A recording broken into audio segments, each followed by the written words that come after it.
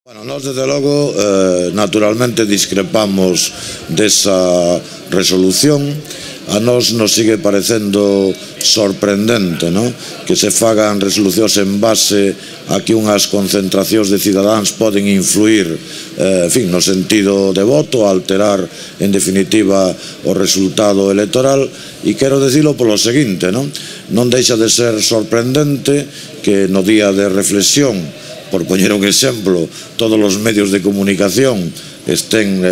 facendo mensaxes electorais, aínda que só sean os que corresponden aos actos do día anterior, ou no propio día de eleccións pois aparecerán en todos os medios de comunicación tamén todos os líderes políticos pedindo voto en xeral e en particular naturalmente indirectamente para a súa forza política. Por lo tanto, calquera outra argumentación menos esta, eu creo que, basta tamén de dobles raseiros e dobles varas de medir,